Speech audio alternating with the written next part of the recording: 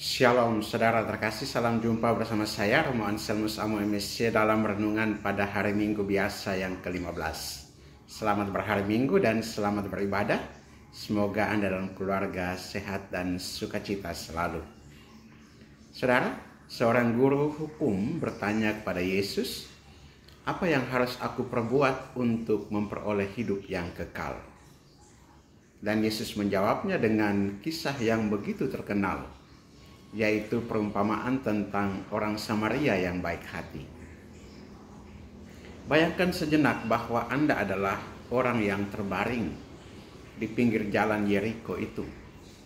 Luka-luka, dirampok, ditinggalkan separuh mati. Lalu datang seorang imam lewat. Ia melihat tapi terus berjalan. Datang seorang Lewi, pelayan bait suci, dan ia pun melanjutkan langkahnya. Namun orang ketiga, orang Samaria, yang secara budaya dibenci oleh orang Yahudi, justru berhenti menolong, membalut luka, dan membawa ke penginapan. Perumpamaan ini bukan sekedar ajakan untuk berbuat baik. Ini adalah jawaban Yesus atas pertanyaan, "Siapakah sesamaku?"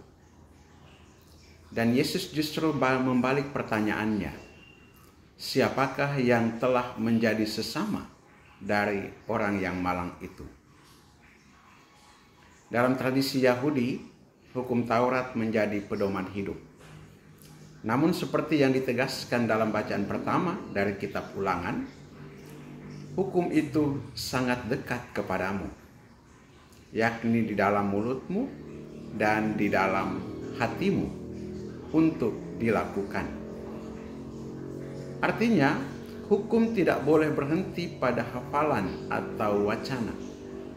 Harus diwujudkan secara konkret.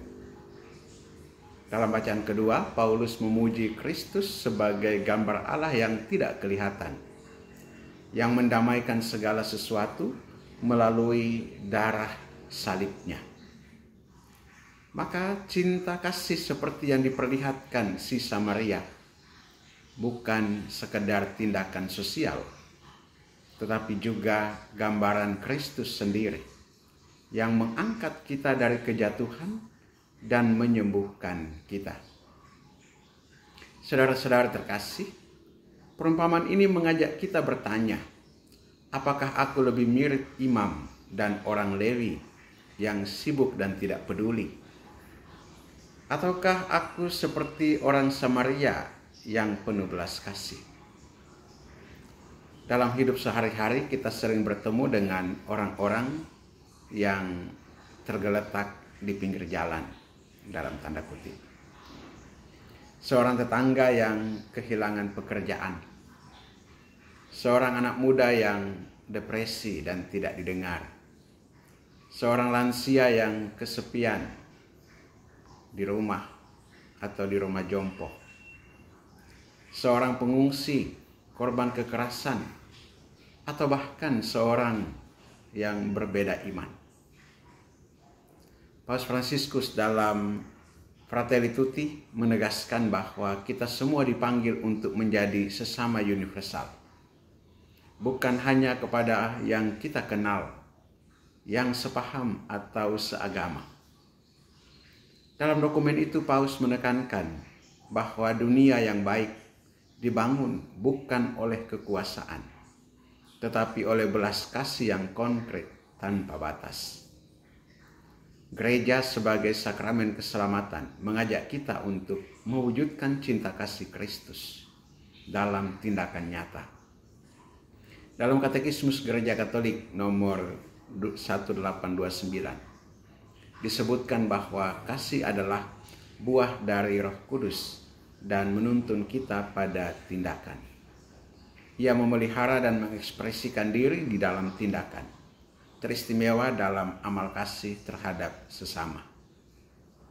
Kisah inspiratif datang dari Santa Teresa dari Kalkuta.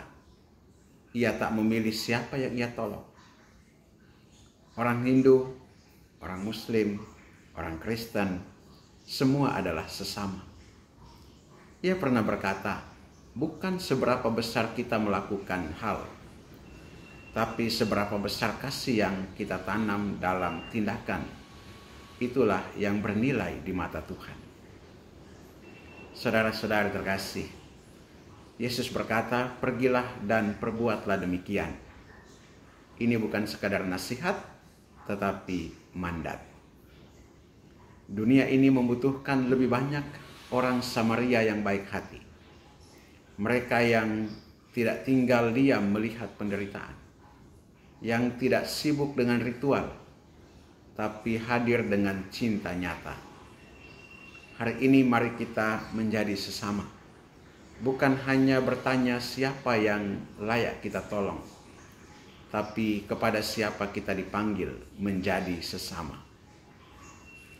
Mari kita bangkit dan berjalan bersama Kristus yang telah terlebih dahulu menjadi sesama agung bagi kita.